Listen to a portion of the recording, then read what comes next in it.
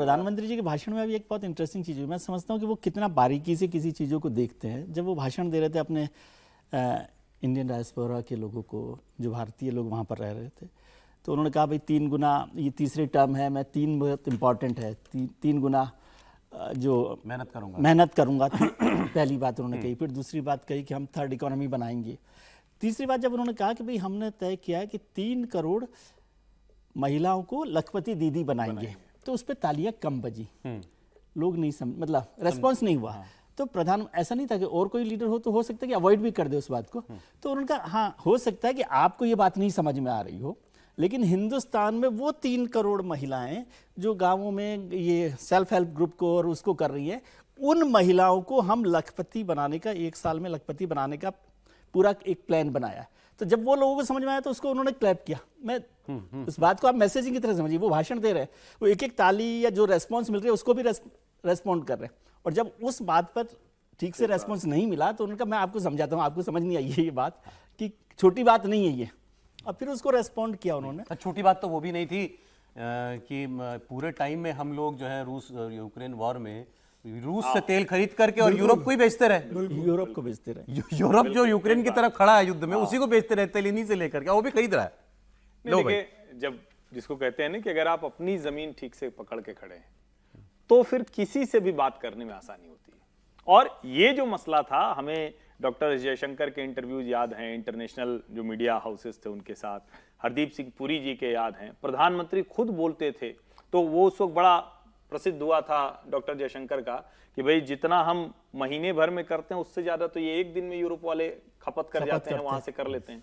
तो जब आप अपनी जमीन पर खड़े होकर बात करते हैं, फैक्ट्स के साथ बात करते हैं, और दुनिया ये म्यूचुअल रिलेशन की है, जो मल्टीपोलर वर्ल्ड की बात कही जा रही है ना, किसी से कुछ लेंगे किसी को कुछ देंगे। जैसे एक मुझे वाकया याद आता है, हम लोग थोड़ा हीन ग्रंथि में जाते हैं, जब कोविड के समय वेंटिलेटर वाला मसला था तो ये हुआ भैया मशीनें तो सब कहां से आएंगी, तो वो आएंगी कहां से, रशिया वहां चाइना से बन के आएंगी, क्योंकि फैक्ट्री तो वही थी। तो पता चला कि उसमें जो 1000 तरह की छोटी बड़ी चीजें लगती हैं वो दुनिया के अलग अलग देशों से जाती हैं, उसमें से कुछ सामान हम भी भेजते हैं।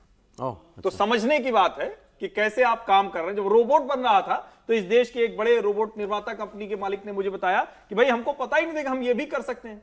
अब रेस्टोरेंट में भी आप रोबोट से सर्व करा रहे हैं, उस वक्त सिर्फ कोविड के लिए चाहिए था। तो बहुत सी चीजों में हम खुद को एक्सप्लोर नहीं करते थे, अब एक्सप्लोर कर। आपने याद दिला दिया आउट ऑफ कॉन्टेक्स्ट से, लेकिन फिर भी ये बताना जरूरी है। ये वेंटिलेटर वाली बात हुई कोविड में, खूब हंगामा मचा कि हमारे यहाँ वेंटिलेटर नहीं है, वेंटिलेटर नहीं है।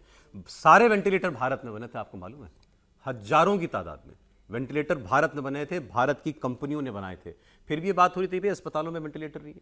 हमने जाकर के फैक्ट चेक किया, अस्पतालों में जाकर के, सरकारी अस्पतालों में जाकर के फैक्ट चेक किया, वेंटिलेटर पड़े थे, धूल खा रहे थे। क्यों? वेंटिलेटर चलाना नहीं आता। प्रॉब्लम वो थी, वेंटिलेटर नहीं थे, प्रॉब्लम नहीं थी, हमने बना के दे दिए थे। नहीं, और देखिए, चूंकि ये संदर्भ में बात कर रहे हैं, उस वक्त हमारे देश की कंपनियां, विशेष करके 2, महिंद्रा और मारुति ने कार का प्रोडक्शन रोक उसकी जरूरत भी कम थी, वेंटिलेटर बनाया था। अहमदाबाद की एक छोटी सी कंपनी है जिसने सस्ते में वेंटिलेटर बनाकर दे दिया। लाइटर नोट सारी तस्वीर देख करके याद आया, यहाँ तो दोनों भाई लोगों के बीच में फर्स्ट लेडी वाला भी झगड़ा नहीं। दोनों ही बैठे हैं, गप मार रहे हैं, चाय पी रहे हैं।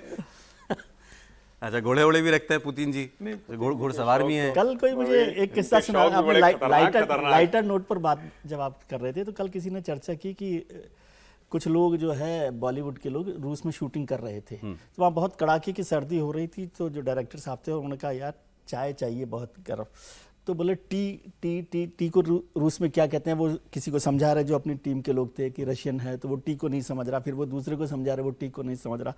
तो एक बंदा है जो दोनों चीज़ों को ट्रांसलेशन करता था, वो भी उनकी टीम का था। उसने कहा यार चाय चाहिए, इनको समझ नहीं आ रहा है, इनको नहीं चाहिए। तो बोले रूस में क्या कहते हैं टी को? बोले चाय। नहीं सर, तो चाय को चाय नहीं कहेंगे तो क्या चाय कहेंगे? रूस में चाय को चाय कहते हैं। ये बात सही है, बिल्कुल सही बात है। मतलब आपको किस्सा, तो रूस में चाय को चाय कहते हैं, तो कभी कभी हमें ना कहीं जाते।